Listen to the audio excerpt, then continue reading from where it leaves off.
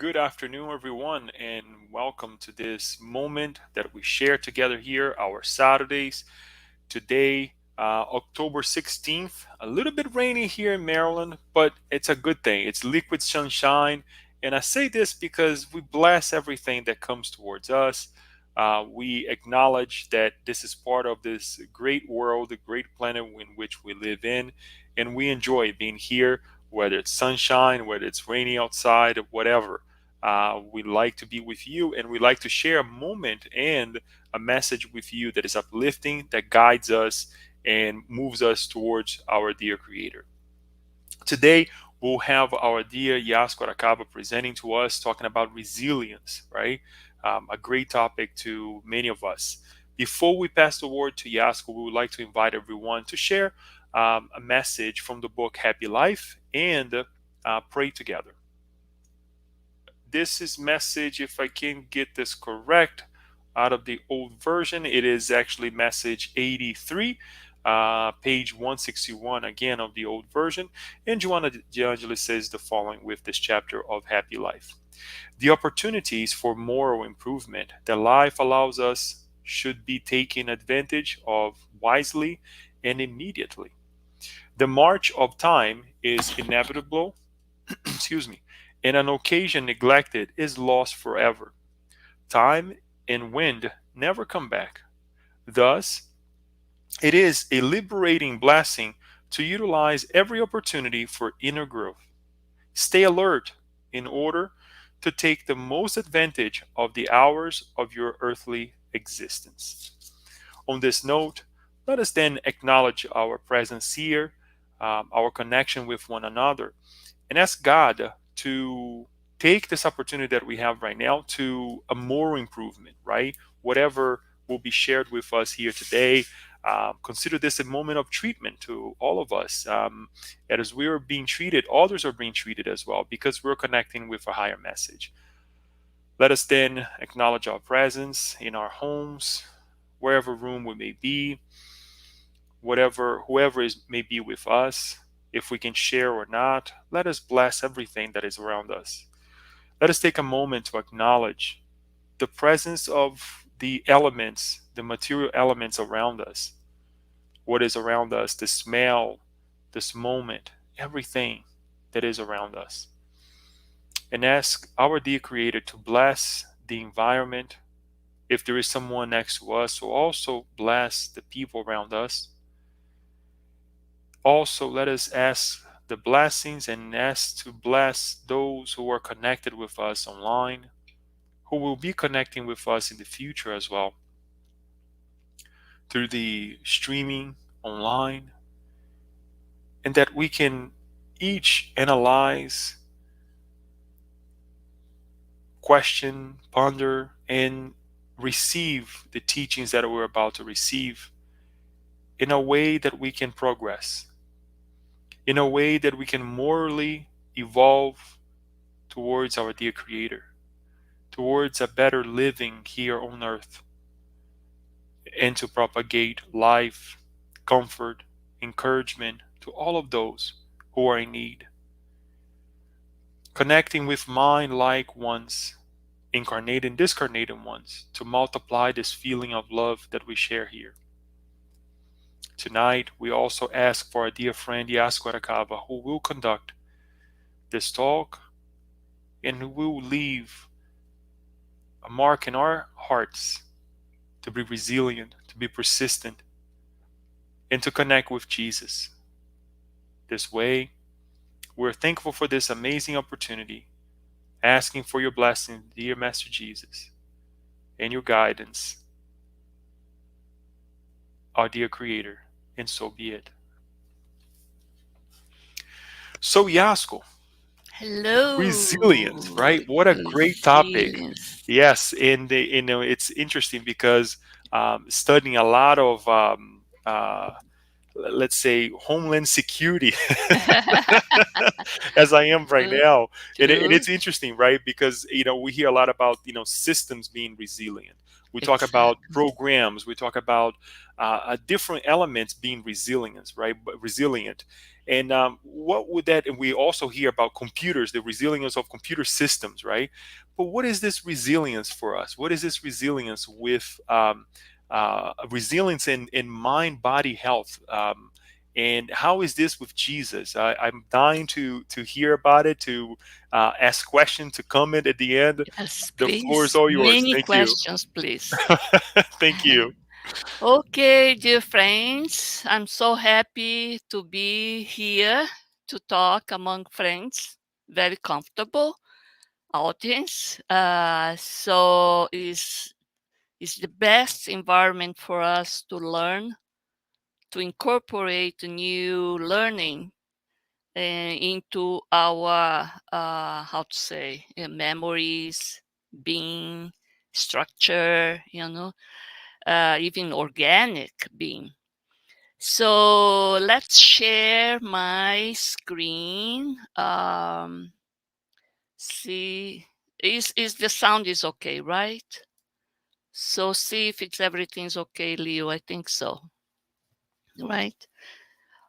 So the topic is resilience and mind-body health. Well, resilience actually encompasses. We're gonna see throughout the presentation many other virtues, qualities, psychological behavior, physical, spiritual qualities. So it is embedded in this resilience. So it's a very complex, how to say, quality or attribute uh, that may cause, if we lack of that, the same way as some material can be less resilient and break. The system can be less, how to say, compliant, and cannot take the heat, cannot take the stress, and breaks and falls down. The same way the computer too. So we're going to try to apply this concept that was initially brought by physics related to material, the resilience of material, to now to ourselves, how much human being that is that has mind, body, spiritual components, we can be more resilient under pressure, like under the stretch that those materials were put in test to be qualified as less or more resilient. So we also have this, we can be qualified as more or less resilient, more or less resilient yesterday, but not too much today, or more today, not less yesterday. Is all these dynamics really is not static. So let's go, and then I'm gonna try, of course, to merge the modern psychology with the Jesus teachings. How interesting is how things are converging 2,000 years later. Okay, so resilience. If you see the finger, is when you put a pressure, you squeeze some material. If they after releasing the pressure comes back to the original format. So you didn't break the barrier, the boundaries of resilience. So the material was resilient up to that pressure, at that deformation. It came back to the original. So now getting to our lives, it says resilience is the capacity to be able to bounce back when we have been bent or stretched out of shape. So, stretched, bent out of our comfort zone, of our routine that is comfortable. When the storms of life, trials, challenges come at work or in a relationship. So in many instances of our activity and the group, we suffer these storms. We are under trials. We are in challenges. So in this situation, how we will react in order to not be damaged definitively, to bounce back to our original healthy condition. So it says, instead of wallowing or letting things keep us down, we get back up. We stand up and continue on with our lives. So if we are able to do this after some storms, some problems, uh, how to say, relationship, problems, if we are able to comfortably, very well solve the problem, so we go back to our normal psychological, biological standard, that means I am very resilient. I pass the test of resilience. So they give this example of the bamboo tree compared to other trees. Bamboo is very resilient because with the storm it bends according to the wind. It doesn't fight the wind. It goes, and after the wind passes, it comes back to the original position. While certain trees that are too sturdy, too strong, it may break because it doesn't is not flexible to bounce around and to bend around and come back. So bamboo is a very typical, how to say, symbol of resilience. Is to be like a bamboo tree.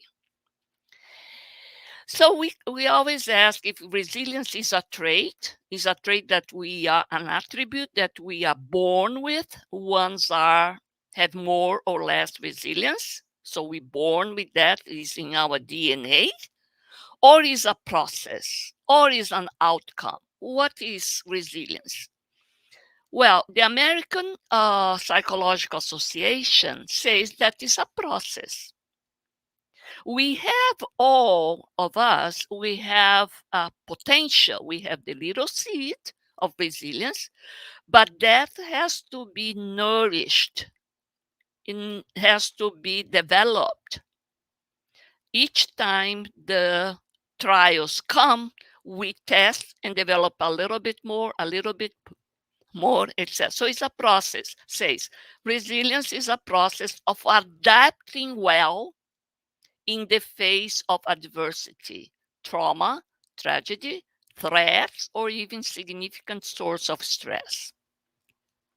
So we see among us, or even comparing our status to 2 decades ago or today or whatever, that we are different. We face challenges, struggles in a different way with different outcome. We are sometimes, we feel, well, I learned better because now I process better, the similar struggles. So, or not, it can be the opposite. It can be that, well, it's funny because I had similar problems 5 years ago and did well. Why now I'm having such a problem? Is it the age?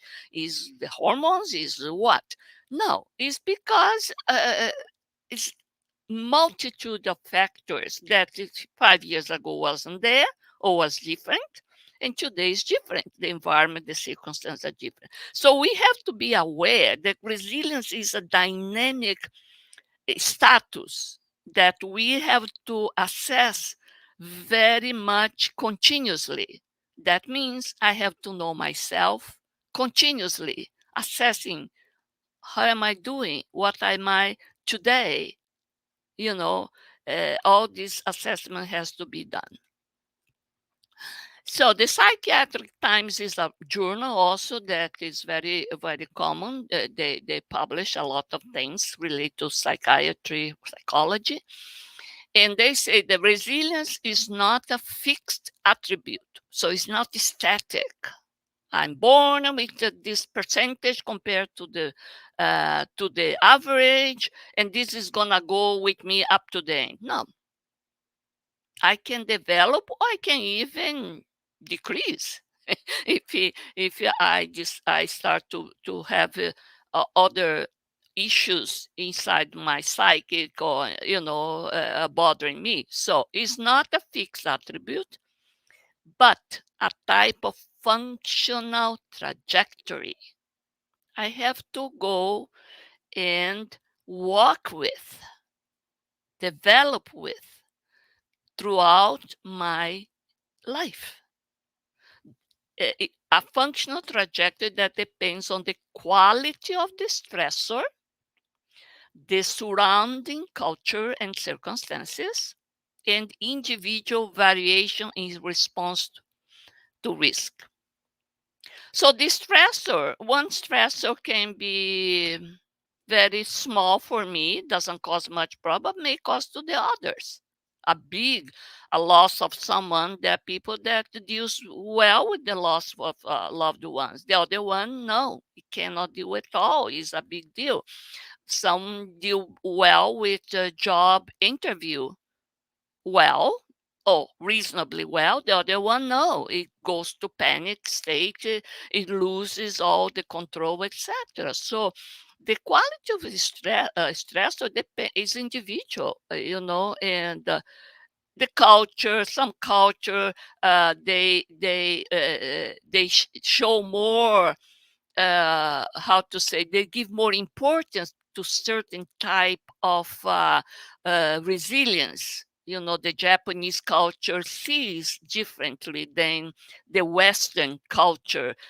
Emotionally, it's embedded there in that culture.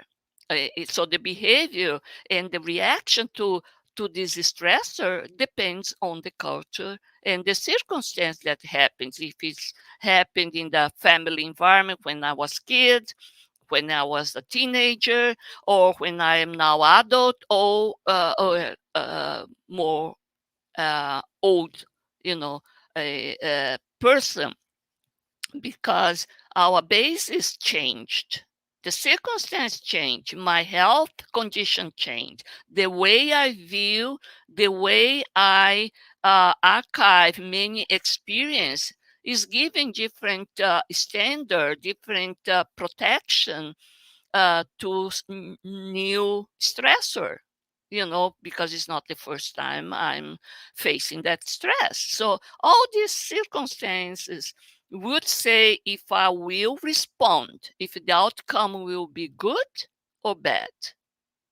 Individual variations, as I said, there are people that react differently than the others.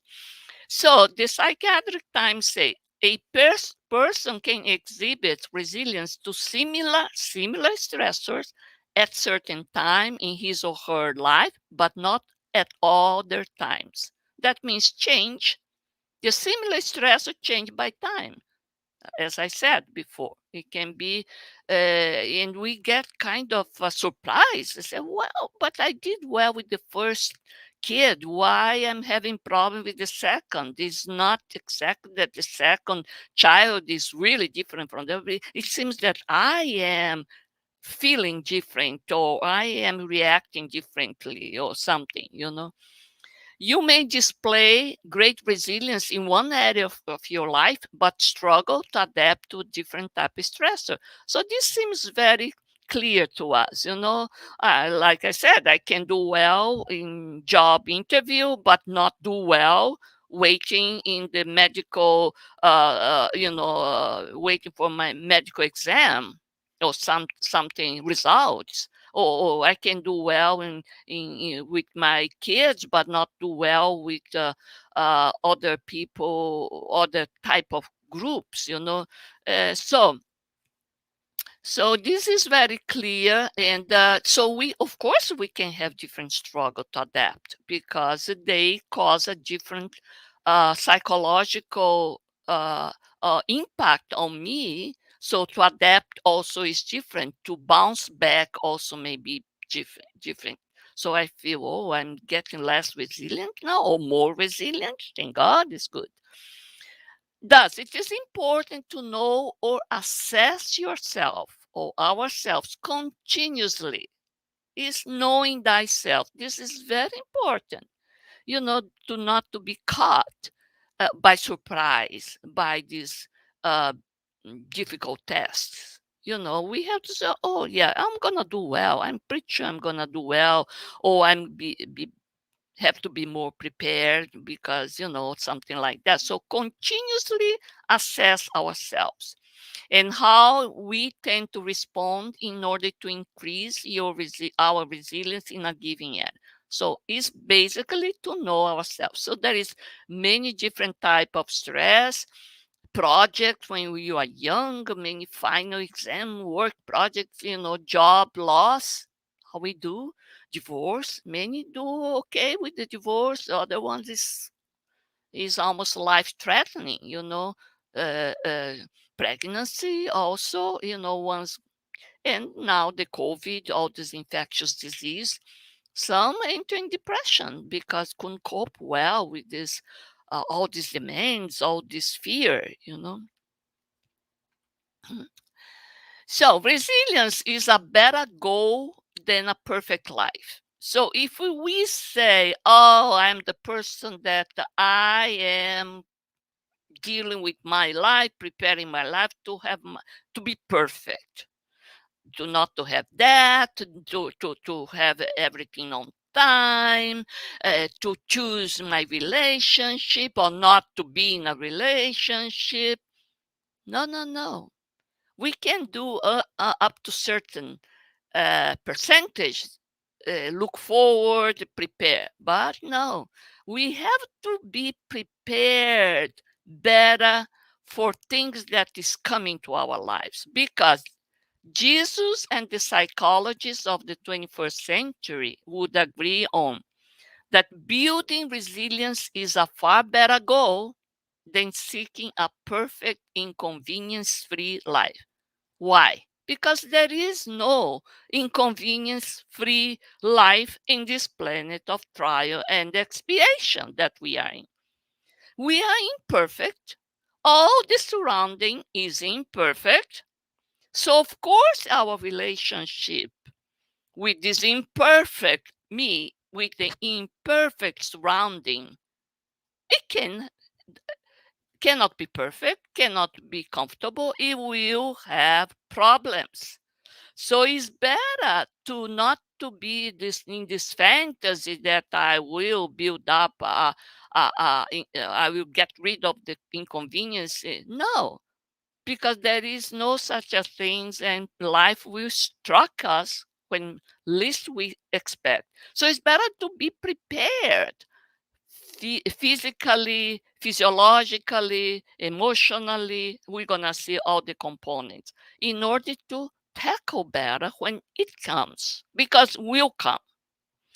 So this person, Sheridan Worthy, that is the author of this book, and he has some videos, Resilient, he says that those living in less privileged parts of the world are likely far more resilient and equipped to stand up in the face of suffering than us comfortable Westerners. Yes, when we see this in our kids, when the kid is all protected with the surrounding environment, with all the, you know, my kid cannot be out because it's cold. My kid cannot go there because it can, you know, all this excessive protection. Well, when comes the struggle, that person is not prepared, is not equipped, you know. So those that are living in some, not that we will worship the poverty, the limitation, the of this third world country or those poor country, but life, because resilience is a process, each difficulties that person develops a little bit of more resilience and learn to deal better next time, because it will come next time a lack of food or lack of water, or we have to walk 5 miles, to get something, to go to the school, etc. So he says that perhaps in these areas in Africa, whatever, or less privileged place, the people probably they stand up more easily from the suffering. It is sad to say that, he says, but it seems that that's what happens. Uh, so in this parable of the wise and the foolish builders, it symbolizes well all this, that we have to be prepared, our basis. We have to prepare our nature almost, to face the storm. So he says those to build our principles in a solid terrain, solid message, and not in this foolish, oh no, it's okay, it won't happen to me, it's okay, tomorrow is tomorrow. No, it says, and the mount and make construct your house in a sand versus in a solid rock. So the sand, when the storm, like the teaching says, the storms hits both the wise and not so wise men that constructed in a rock solid terrain versus in the sand. Nobody is exempt. Trying to live storm free is futile. There is no such a life that is storm free. Even the most rich, privileged person will come, because this is nothing, there is a lot of things that is not completely related to material power. It comes to us. So nobody is exempt. Trying to live storm free is futile. The difference is in how they built their lives, on sand or on rock, on solid principles, or these, futile principles. Or I don't know even if it's principle, but lifestyle, let's say. So therapeutic approaches. Look at that. Domains of resilience. Like I said, resilience is a very complex virtue or quality. It has at least 4 components: physical, mental, emotional, spiritual. And they all have this coherence in the middle. So in the physical part, the person, to be resilient, of course, it has to have this physical flexibility. It cannot be sturdy. I don't bend 1 inch. Endurance and strength. So at the same time that I'm strong and have great endurance, but I have to have flexibility to get out from the storm or run away. So the physical flexibility has to be there, but endurance and strength.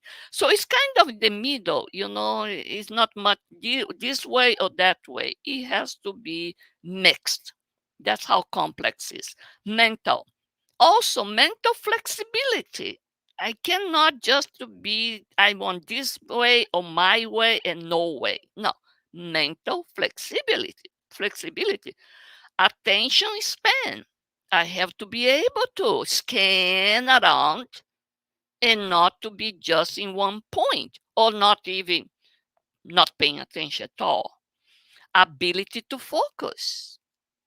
We have to be, in order to catch the problem, to be proactive, I have to be able to focus. Oh, this is going on with me.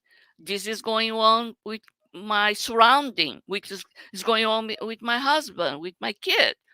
So we have to focus. We have to focus our mental quality, attention, mental power.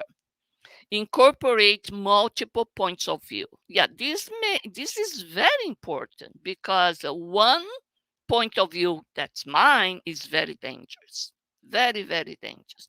We are ought to fail in this way. Because there are so many points of view, and even without this multiple, we may not be close to the truth, close to the optimum.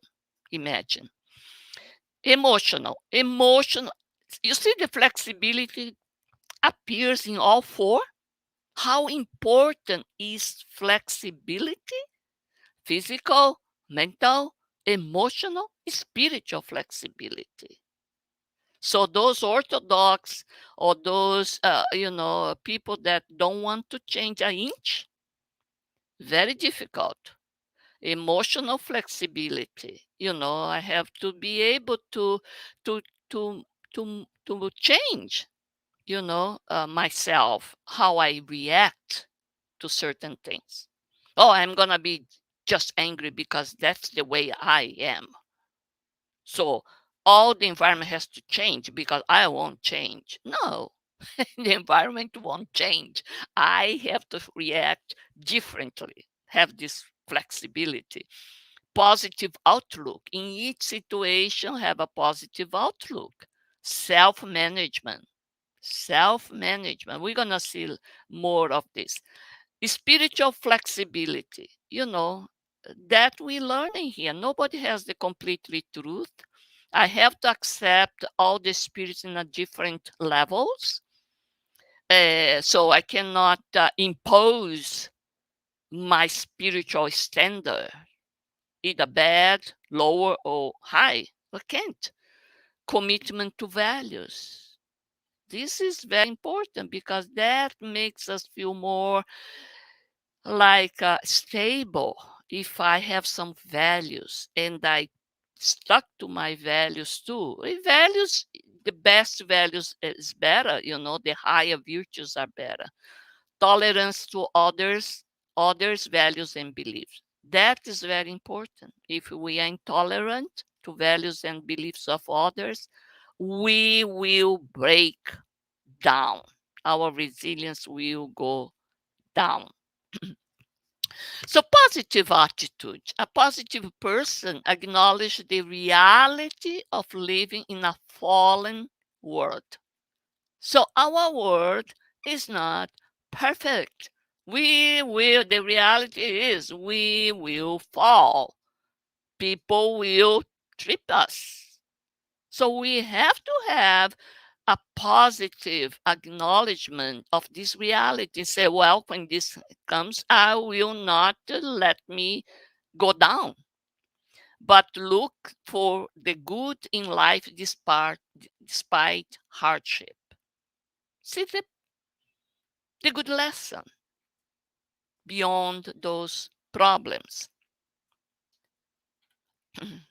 Optimism. Resilient people continue to hope that things will get better. They don't always expect the worst. So I think it's better to think I should not expect the worst. Those people that expect, oh, it's gonna happen, is not only that thing may not get so bad. It so suffers with anxiety, like we said this morning with Kirsten, but not that we are unrealistic, live in a fantasy, be optimistic, or that things gonna be good. No, no, no. But always hope and work for that. Work that things will get better. Ability to manage our emotions. Resilience involves capacity to take ownership of our feelings and control ourselves. Control these feelings without expecting other people, circumstances to do it for you. So let's get out from this childish situation that, oh, my mom, my father are going to go there and solve my problem. No, it's time for us to grow up and take ownership of our emotions. seeing failures as helpful feedback rather than internalizing failure or resorting to blaming, attacking others, a resilient person might ask, what can I do better next time? What can I learn from this? Like Paula would say. What is the lesson?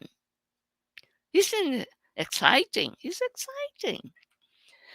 So now talk about Jesus as a psychologist, psychotherapist in the 2000 years, like the last 20 years, a lot of books start to appear. And that caught my attention because it's in 1980s, 70s, 80s was all about Buddhism.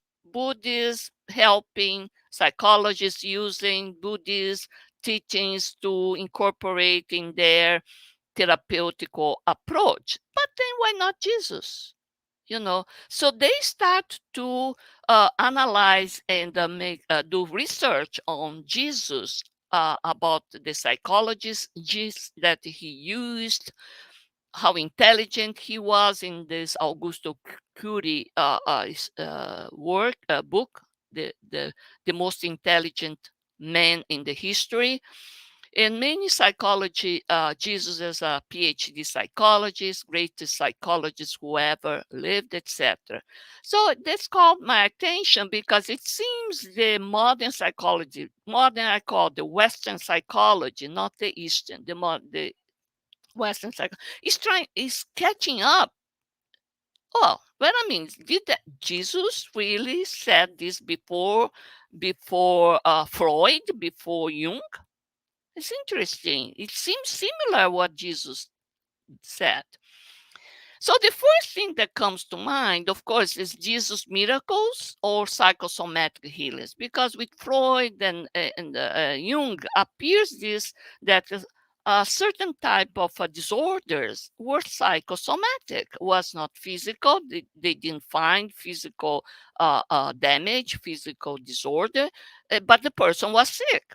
So it started to have this definition of psychosomatic diseases, disorders, and psychosomatic healings. So the question is miracles or was psychosomatic healings? That's what they are asking today. So in this article, conversion disorder, etc. So it says that in this diagnostic and the statistical manual of mental disorders, they redefine what before, for almost 2000 years, hysteria was used to define certain type of psychological disorders. So the term hysteria was used in 2000 years, for more than 2000 years, and was abolished in 1968 as it was pejorative with its fallacious association to uterine pathology.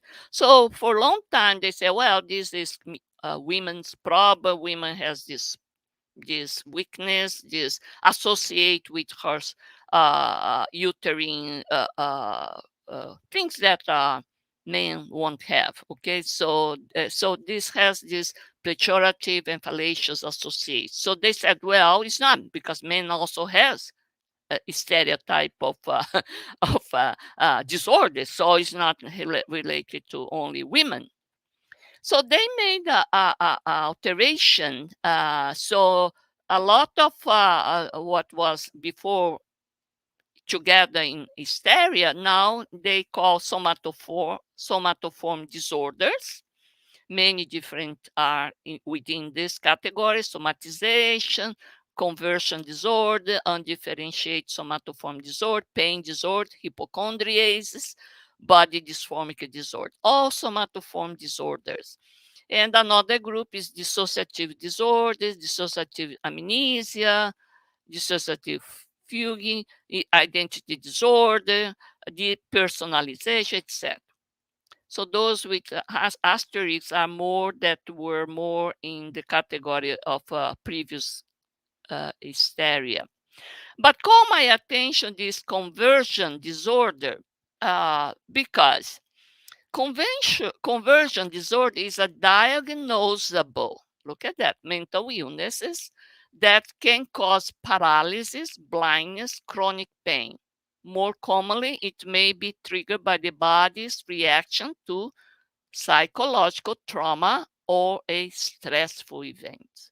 So it can cause physical paralysis, blindness, and pain.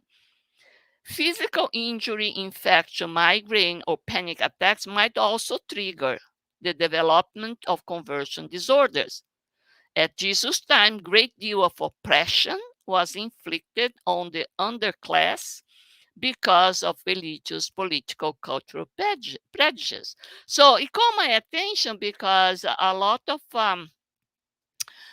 healing that Jesus performed, I was thinking, is there really a physical disorder or was a psychosomatic disorder caused by stressful psychological oppression that people at his time was under? You know, that many of the paralytics, many of the blind men, was it not really physical? Some of them were psychological, was under this conversion disorder created or triggered by trauma, stressful events, oppression. So today, the psychotherapist says that a case of the woman that bled for 12 years, you know, and she had such a faith that if she touched some part of Jesus' robe, she would be cured. So her faith was very, very high. Imagine bleeding for 12 years. In that culture, if a woman has the menstrual bleeding, she has to be completely isolated. She was even almost like an infectious person, that would cause a pandemic or whatever. So she had to see how she was brave to go in this crowd and go crawling the ground and touch the fringe of his robe. So he says, so they think it was a psychosomatic cure, struggling with shame, fear, and the low status of being an outsider. Yes, she was put outside. First, a woman. Second, bleeding. You couldn't be touched anyone, go to any place.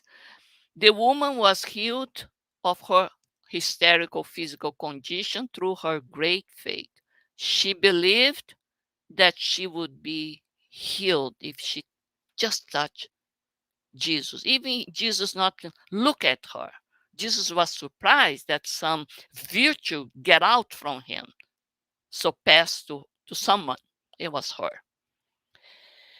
And this is also another story, which is the fate of a group. So this blind man was in this bed, and his friend, he had many friends, and they heard that Jesus was probably is in Peter's house, I don't know, in Capernaum, and the crowd was blocking all around. So they made all the effort, group friend effort to put this paralytic person down through the roof. So Jesus says that their fate is not his fate. It's not the fate only of this paralytic. Their fate, the group fate, saved him. He deserves, to be out of this situation because of the group effort, group faith. So he said to the man, "Friend, your sins are forgiven." Of course, Jesus, we're not going to deny Jesus has all his power, but it needs the willingness, the initial willingness of the patient, of the person that can be granted of Jesus, of the therapy, to want it to be healed. We're going to see later. So here says exactly this, that the factors that explain effective therapy. 55% of the successful therapy is up to the client or patient. In any situation, can be to get a degree, can to get something that you were looking for. It depends on how I'm approaching the problem when I go to see the therapist or the coach or the some kind of guru. 30% of their relationship with the counselor. So if they attune to each other, they love each other, and 15% to the counselor alone. I don't know what time is it. Okay. So client-patient motivation. This is very, very, very important. It's 40%. 40% of why someone is helped by counseling is explained by what they bring into the process, into the appointment, to the clinic, to the medical doctor or to the psychologist. They are quick to follow through on homework that emerges from their therapy session. So you cannot go there to the therapy because your mother, someone wants you to go. No, I have to wanted to go there, and I want to be healed, to have a successful outcome.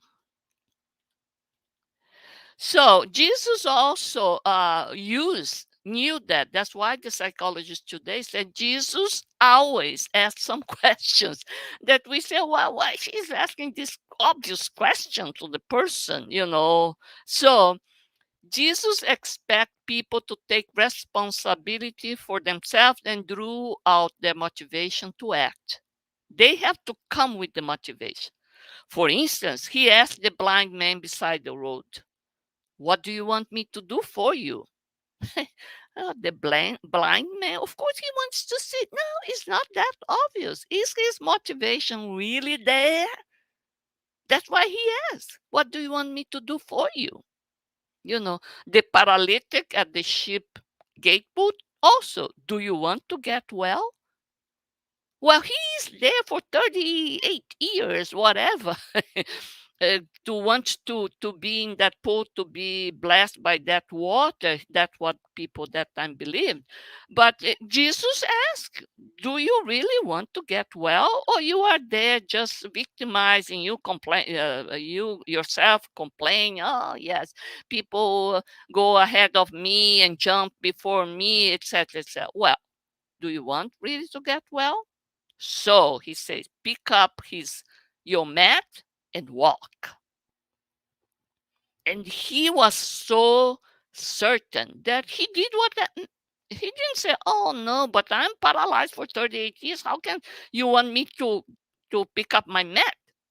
No, he didn't. He picked up, he trusted and walked. So it is typical of Jesus' healing ministry to require people to act in a way that previously was impossible for them in order for them to be healed. So before they would say, oh, that's impossible, I try, I stay, but Jesus put this extra certainty, trust on them and say, look, you see your situation differently. It's not impossible. See as a possibility now. It's a new possibility. However, like in this case of the rich young ruler, they say, oh no, I cannot sell my wealth. No, I have, it's difficult for me.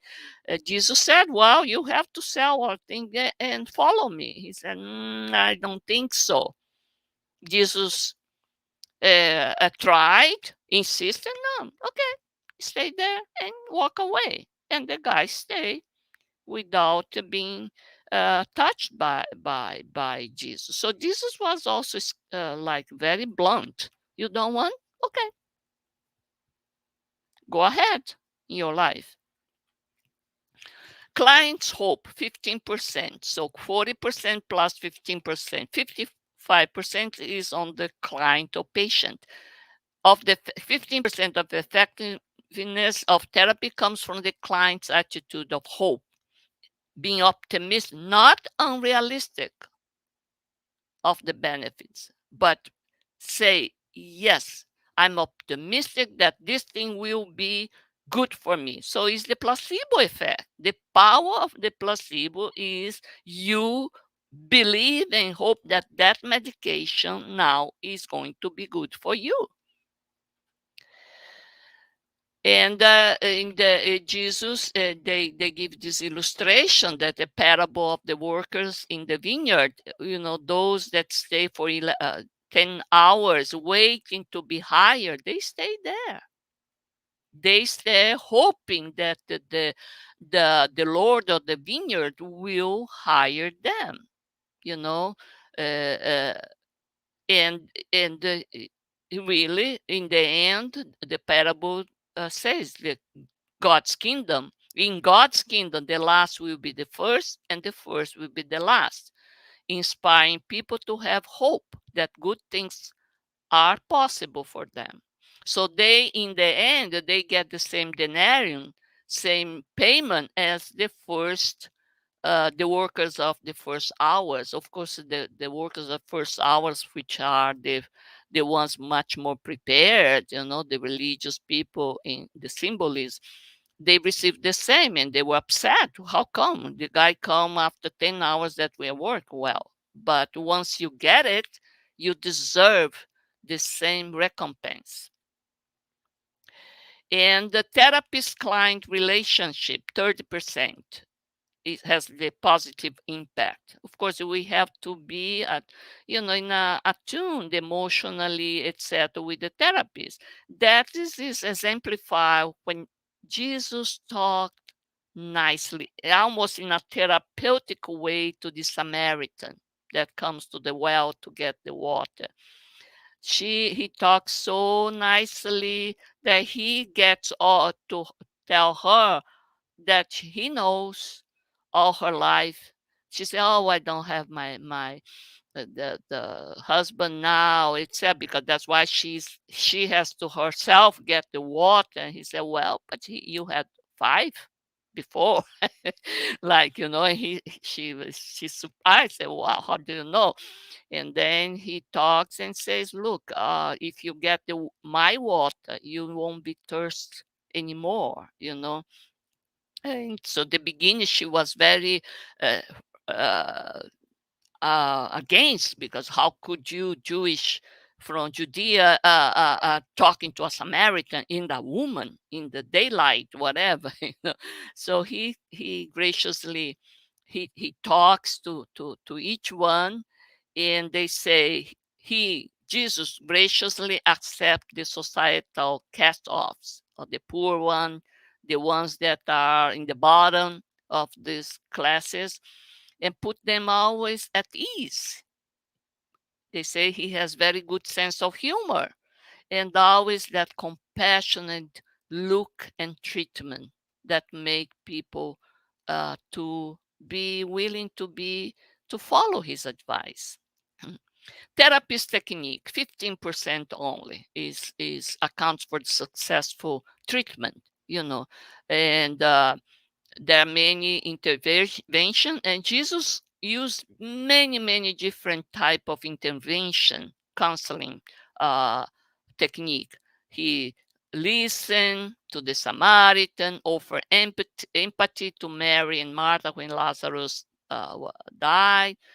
He questioned Nicodemus, about his knowledge about uh, when the end up with the Good Samaritan parable. Uh, Congratulate the Roman centurion about the faith, that Jesus could heal his daughter from distance, his servant from distance. analogies that he used. It's very powerful to use analogy in the Good Samaritan, for instance. He used a lot of this. The Lord's Prayer, when they asked, Master, give us a way to pray, the disciples asked. He gave this powerful Lord's Prayer to them to pray up to today. He taught in the mountain, Sermon of the Mountain, all the seekers, the spiritual seekers, different classes were there to listen to him, and to each one he gave each lesson that was more suitable. The woman that was caught in adultery, he says, obey to God and don't sin anymore, So he never, how to say, he didn't judge harshly one or the other, but always saying, look, you deserve a new chance, so don't go and don't see anymore. Tips to be resilient. Of course, the first thing, acceptance. We cannot say, oh, I don't accept this. No, I don't want this to happen to me. Oh, forget it.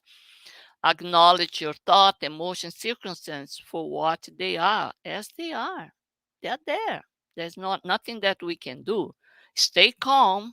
Pay attention to your emotions, your body language. Learn to tolerate uncomfortable feelings. Tolerate up to certain points. Go and seek for relief, medication, whatever. Panic causes tunnel vision. So when we are in panic, this lateral peripheral vision disappears and we have buried central vision, which is very upsetting. Calm acceptance of dangers allow us to more easily assess the situation, see the options. We all know this. When we are too much in panic, even the little thing that's in front of us, the resolution, we don't see. Be authentic. Be true to yourself. Express what you feel and what you want and ask for help. If you are authentic, transparent, and honest, you will break through a lot of the man-made barriers in our world. Look, not to be true to others, we can deceive others around us. We can get out from that. But not to be transparent and truthful to ourselves, it is tiring, is energy consuming. Because then we can't get out from ourselves. We have to be honest to ourselves. Oh, I am like this. I am trying to go around. I'm trying to deceive myself. Let me be honest to that. Be realistic. Bad things can happen. Oh, yes, in this planet will happen. We cannot control the environment. We cannot control other people. Prepare for them and don't let the crisis steal your calm. Improvise. Stay creative and improvise in the crisis. See the opportunities for growth and to be flexible. Look, in this COVID pandemic, many people were successful in improvising, going after new talent to follow their talent and go to new job or to new project to prepare themselves for doing some courses, etc. Others, no, got stuck complaining, etc., victimizing themselves. Improvisation is too good to leave to chance. Don't let to chance. Let's realistic improvise in the situation. If road is blocked this way, well, I have either to jump the block, the barrier, or to go around. Let's find things around. Gratitude. This is very important. Focus on what we have left and don't dwell on what you are lost. What we gain, what we have already, what we lost. Oh, the half cup low. Well, no, that does. But I have a half cup there to enjoy my life. Gratitude is the fairest blossom which springs from the soul. So he's opened the arms very wide, say, I'm so grateful for what I have. And from that resource, I will build up something. Don't cry over the spilled milk. like we say. Work hard, step the goal. Take responsibility for your life and work hard for a better future. Work is a therapeutic asset. Let's use it. Find purpose. Let's volunteer. Look at that, how happy those people that are doctor of the smile, of the laughter, that, like we say in Brazil, they go to these hospitals and make all the patients better life, better mood. Volunteerism is very important. Support. Our support group is very, very important. No one has no person that will cheer for us. We have to find you, but we have to build up this friendship area, network. We have to build up because hard times will come. So we need these people to cheer for us, to be, no, it's gonna go okay, we're with you, etc. Walking with friends in the dark is better than walking alone in the light. In the dark, we need a little friend. Even with the little candle, we need it. Acceptance of our imperfection. While everyone is imperfect, guys, we are all imperfect. Living an imperfect life, imperfect environment, imperfect everything. We must love others as we ourselves wish to be loved. This is the golden rule. In moments of imperfection, my God, we have to exert our loving power, because we need people to love ourselves too. If we were perfect, well, we don't need it.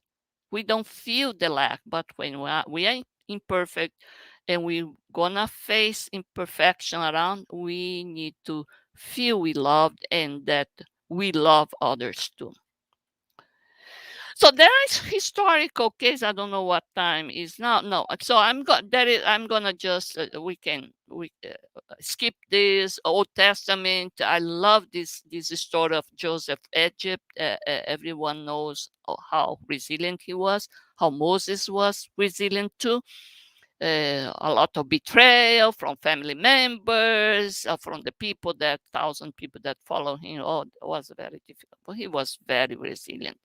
But in the New Testament, there are two cases that happens very much close in time, similar conditions, which is the denial, Peter's denial to Jesus.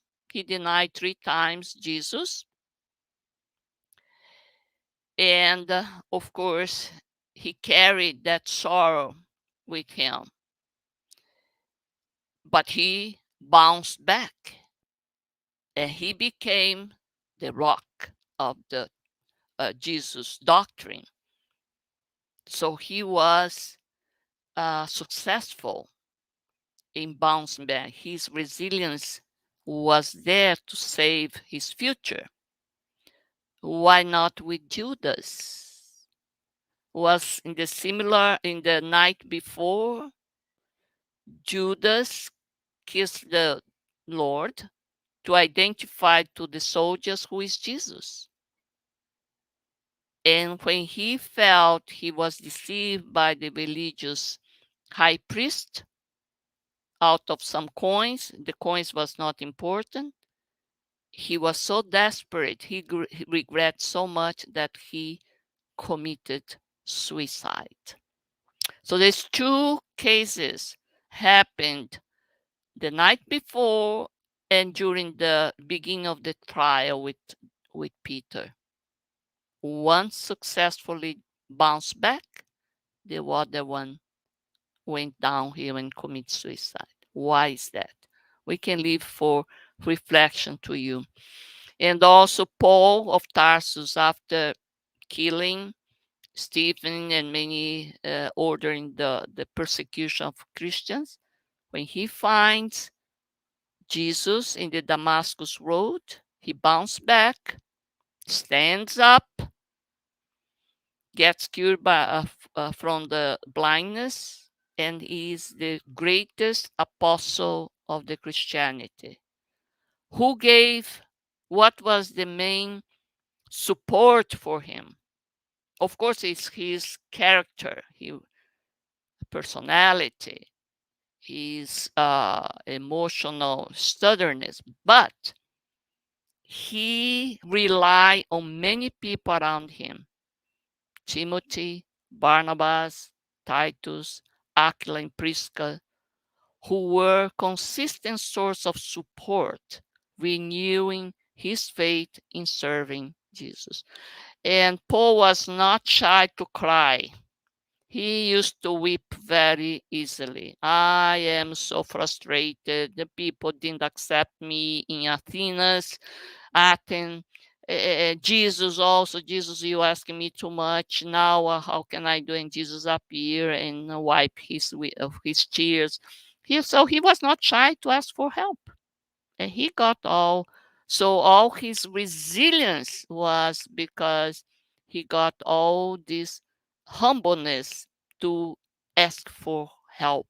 We have to be able to ask for help for other human being. Oops. Um, so that's it, dear friends. More or less what I want to bring. So I am open for question, comments, and what to think about this. Thank you. I stop sharing, right? Yes, you did, Yasco, and you did Did I? also an amazing job bringing this topic to us. I'll make Paula our own words here, speaking for us here. Tips to be resilient would make a great preschool curriculum, and then continue um, through education. And it is true, right? Because if we think about it, it is something that we often talk about the breaking point, and we often talk about the person lost it or the situation got out of hand, but we don't study ourselves in terms of how much we can take, right? The sheer breaking point where one can stand, and I think that this is actually interesting as well to let's say study to find out our limitation, right? How we understand our limitation and how we can build from there, having that limitation as the base, point. Anything that we do, any goal that we try to establish in the financial world, for example, we have a base point, and from there on, we build on, right, where we want to be. Since this is the base point where we want to get to, so I think this is a great point for us to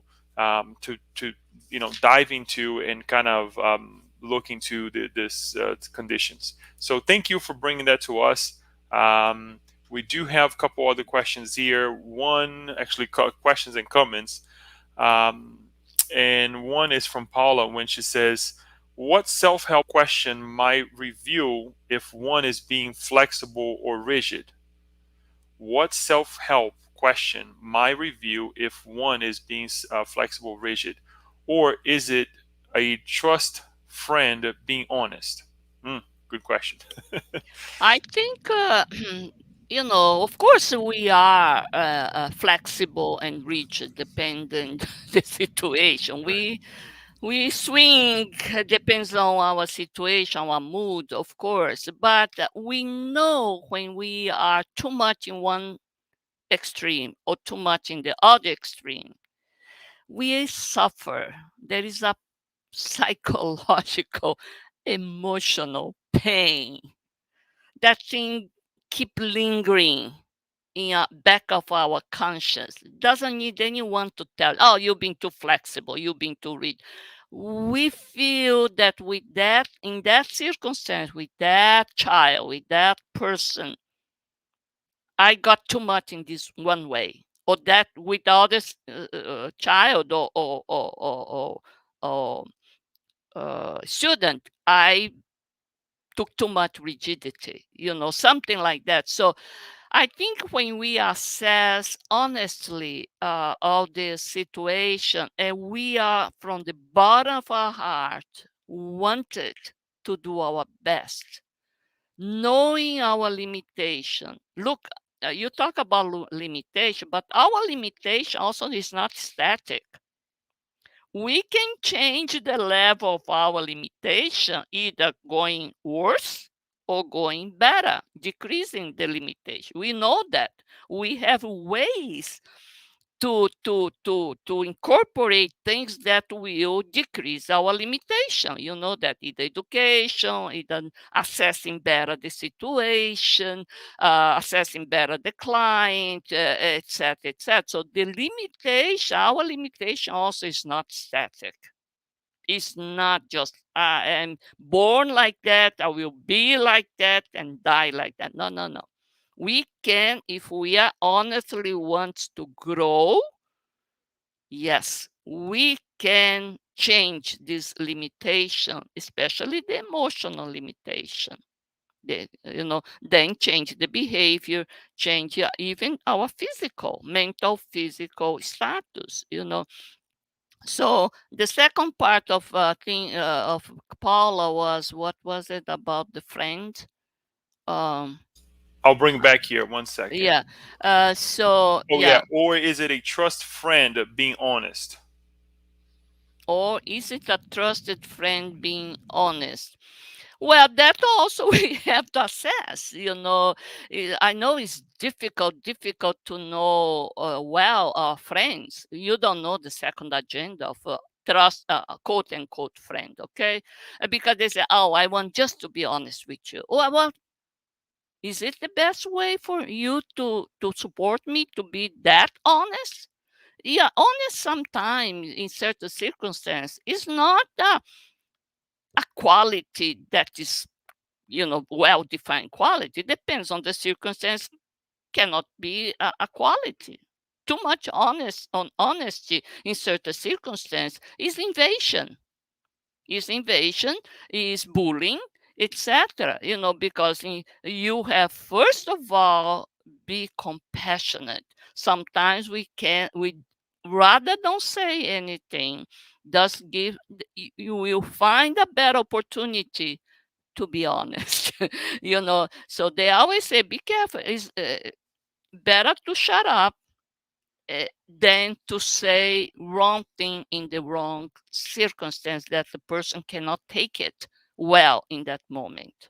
So I don't see if we can have a perfect friend, which we don't have, and a perfect honesty in all senses, we don't have. Very well, thank you, Yasko. Yes, it is true to find balance, right? Even in terms of, for sure, in terms of friendship, I think that we have to make sure that we are not extrapolating and going beyond what we should go. Otherwise, I mean, we can. I think one of the safest way for us um, to understand what you're trying to say and understand this balance is by look at our mentors, right? They're not invasive, right? They give us the tips, they send us the let's say the light that sometimes we ask for, but they're not invasive. Otherwise we would be blinded and we wouldn't be acting for ourselves, right? So I think this is always a safe way I think to what Paula said before, the education is very important to educate the kids, our kids, not only in the school but in family. Look, life outside is tough. It's yes, it is. not roses, has some thorns, so will hurt you. And not that to be so skeptical of love, compassion outside, but be aware. Learn to scan the danger, the potential danger, and also to knowing, the kid has to know himself or herself, so this I don't do well because I know I tend to cry, and I hate to cry in front of my kid or whatever, so all these things, in daily lives, without any harsh analysis, inside in the house, in the table, but show, give example to of the parent itself. Oh, yeah, today I didn't do well because I reacted a little overreact because of this, but and show, well, tomorrow I think I'm gonna try to correct this. So kids are there in front, around, is paying attention. Oh, adults also have problems and they go around. We cannot just appear in our house and say, no, we didn't have any problems. We left the problem there in the office. We don't have problems. No, we have problems. It's very healthy to say, the parents say, not in a dramatic, no, in a way that the kids were gonna enter in panic that they're gonna lose the parent, but it's in a nice way. Is a dinner table is a very good way to, you know. True, and I want to give continuation here because I want to get to a next topic that you said a little bit at the end, but I want to make sure that we are on par with that as well. Rosaura actually brought to us, Yasco, thank you for this wonderful presentation. Indeed. And then Paula saying, I believe this is just a comment, saying being able to maintain healthy boundaries, which also shift and evolve, would be another characteristic of resilience. Great talk, timely, and of interest to all. Yes, true. I believe Yeah, yes. and also I think it is, yeah, the definition of healthy boundaries, how we define healthy boundaries. Yeah, that won't cause too much injuries, right? Physical, emotional, mental injuries. So we say, oh, but we only learn when we are injured. Oh, last time I did this, so I have to be more careful, but not too safe also, right? Otherwise, we cannot develop, extend a little bit more the boundaries. But there are people that clearly being hurt for the 100th time and still doing the same thing, with the companion, with the partner. Come on, didn't you learn? Did you see that you've been hurt already? The person is doing the same thing and you allowing, doesn't put any protection around you. What is that? Psychologists know better to how to deal with this. So then what he said, I don't know what he says. And evolve would be another characteristic, and which also shift above. Yes, I think so. So I think we have to see the temperature each time, each situation, not to put also uh, a boundary that we won't move an inch, That is true. for Thank the you. good part of the bad side, bad direction, the good bad direction, I And think. then we have Alba. Thank you, Yasko. And then we have Alba. I'm wondering, when one is in the middle of the storm, where to get the strength to move forward beyond the tunnel vision moment. Yeah, this is a great question. Also, we are always in the middle of the storm, or you can be proactive and be in the beginning of the storm when the storm is not yet fully developed. Of course, that would be the best way. So because a storm is a process too, has a time length, and the seriousness also goes up and then goes fade away. We have to know about each storm, and have this sense not to be caught up without warning. And that very rare occasion happens that we don't have warning. We have warning.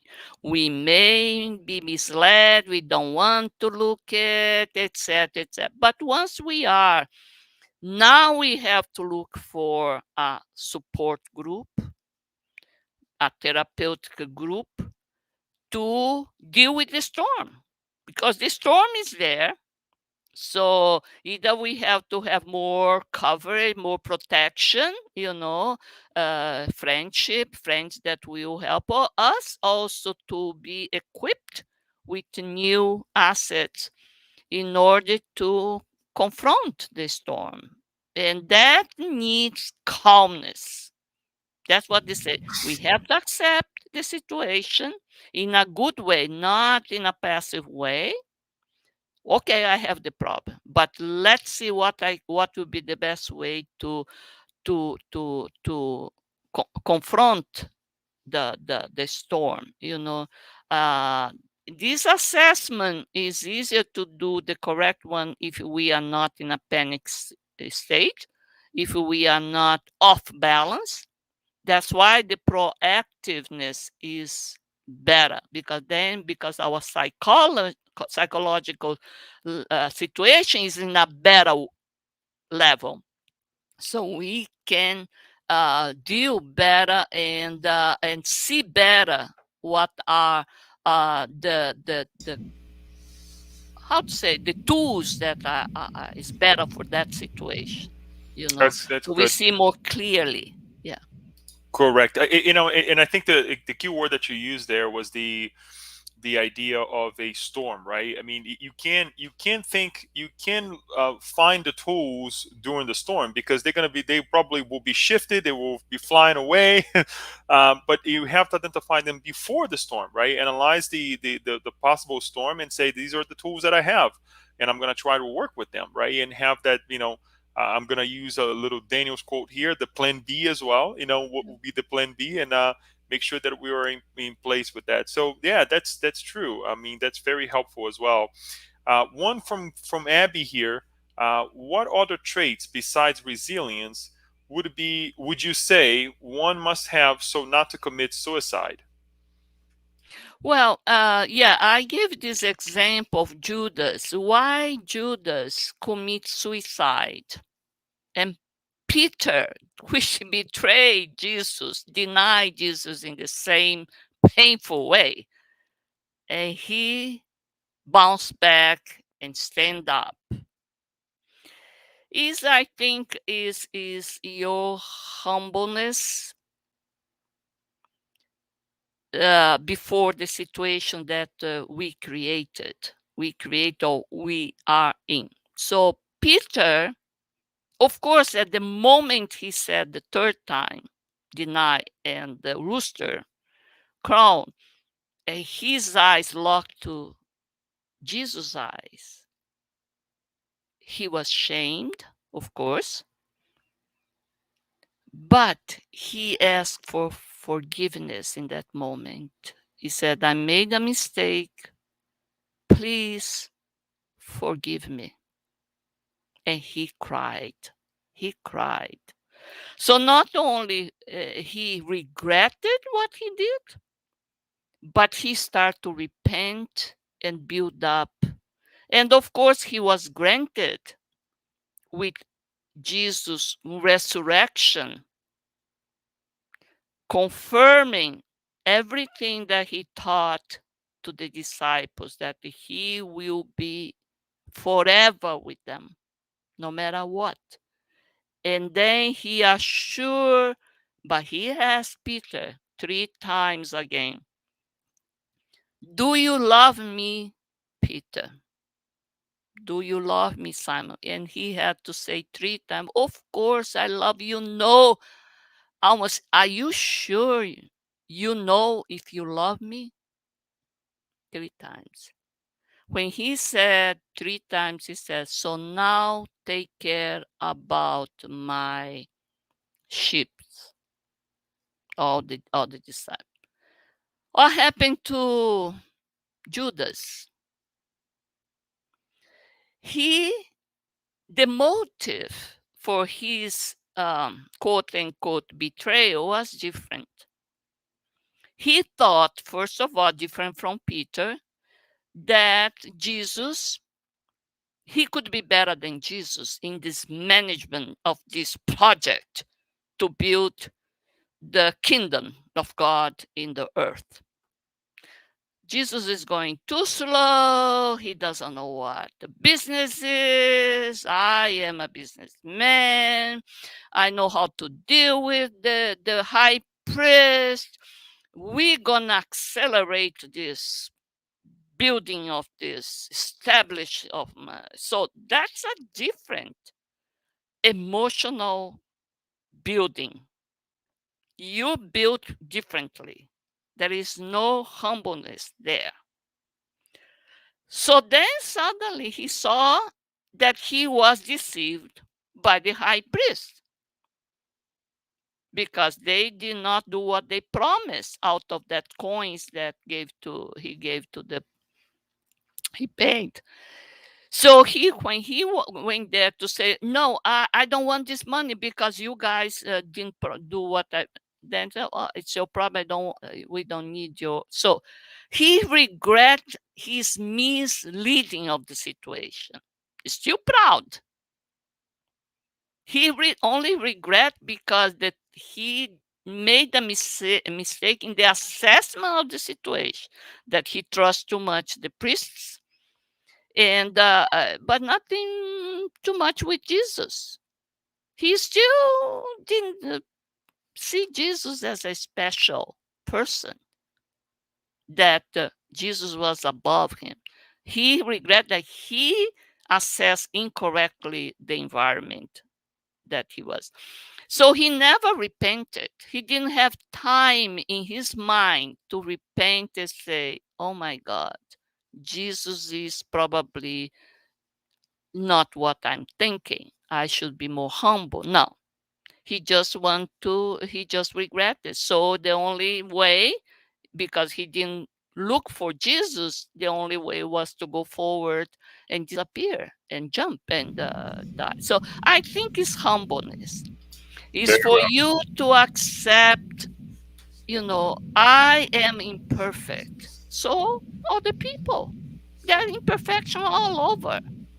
So I shouldn't be harsh on me. But once I made the horrible mistake of miscalculating the situation that I should have done better, like Judas thought, oh, I thought I was smarter. Well, be humble. Say, look, the situation, many people also go through this to misstep, to make others to hurt others, to betray. But I understand now. I want to be different, and not just to get out from the system. That is true. Thank you, Yasco. It's interesting because, well, let me just share this comment here with Abby. Oh, yes, and thank you, Yasco, for a wonderful presentation. I was actually thinking about to take the conversation straight to this point because, in many cases that we hear the word resilience, we also see it accompany it the word recovery, right? Because, as you said, the storm is inevitable. In our level of evolution, error is a must because we need to learn, and Of we need course. to. So I think that you illustrated really well, Failure is part of the success. right? Is So one step of the success. yeah, that is true, and I think bringing Yeah. these two examples of Judas, Peter, as well as I think it's important for us to mention here Paul, right? Saul in his transformation into Paul. What happened? And it's interesting because one can say, oh, they didn't have a plan, right? Because we're also talking about a plan. We also talk about like what are the tools in the before the storm. They thought they had a plan. They thought they were going the right way, but quite frankly, it was not what was to plan. Especially when we talk about Peter, right? Not Peter, Judas.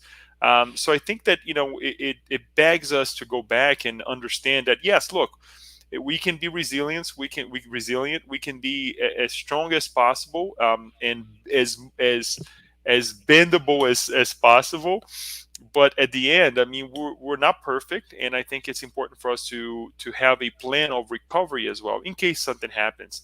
And I think one of the things that you said, well, I'm certain that this recognition, that look, you know what, let me cut myself a break, let me cut others a break as well, with dignity. And I say this because sometimes we don't want to continue in the same error, because that would be another mistake.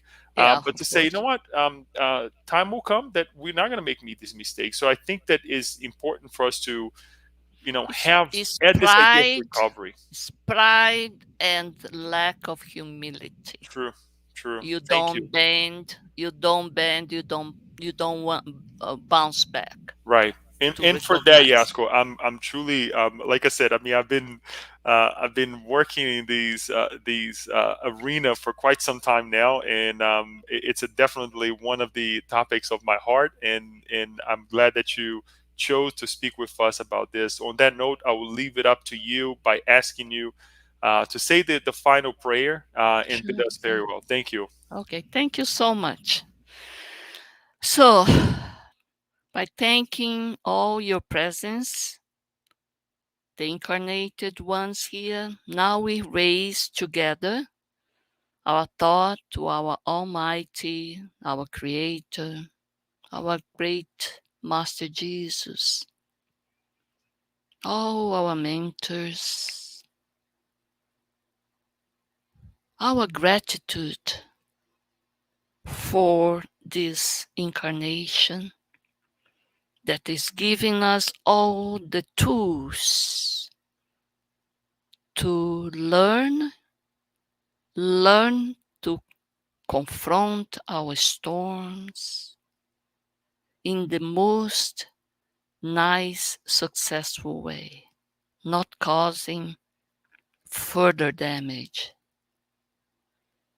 Thank you for giving all the examples of great figures of the gospel in different areas of science, philosophy, for us to honestly analyze their lives, how they behaved, in order for us to humbly also accept our failures, our imperfection, but be really honestly willing to move forward.